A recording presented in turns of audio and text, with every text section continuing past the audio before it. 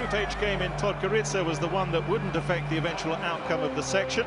It was Montenegro against Moldova, but it turned out to be a hugely entertaining game and quite a dramatic night for the visitors especially. Moldova had a win on Friday night against San Marino, and were looking for back-to-back wins in international football for the first time in 5.5 years, and they made the right start about achieving that when they took the lead through Alexandru Antonic with his first international goal. This came after 28 minutes. Initially a very, very good save by Palexic, the Montenegrin keeper, but turned in.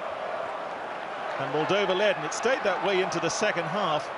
And Montenegro, whose campaign had started so promisingly, winning 4 of their first 5 games, and the wheels have really come off in the latter stages. They lost their last qualifier 4-0 here against Ukraine, then were beaten by 4-1 by England, but they got a penalty.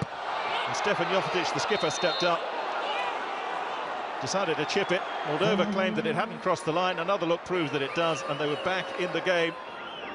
Bosovic had been brought down for the spot kick, and it was 1-1, but not for very long. Just past the hour, Moldova playing with a lot of confidence, managed to find a way back in front.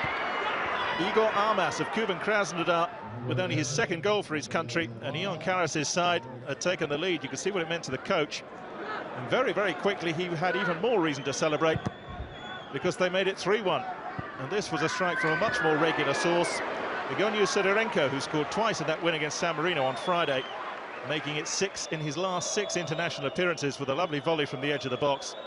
No chance for Palexic, and it was 3-1. Well, Montenegro, well, their campaign couldn't end soon enough. Palexic, with a terrible mistake, gifted a 4th to Moldova, and a first international goal to the 23-year-old Artur Ionita.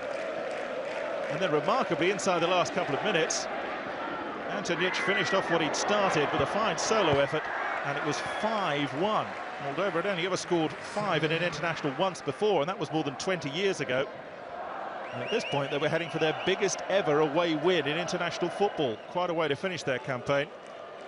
Late on, they couldn't maintain that because Jovetic popped up again for his second of the night. But a disappointing end for Montenegro. 5-2 to Moldova it finished.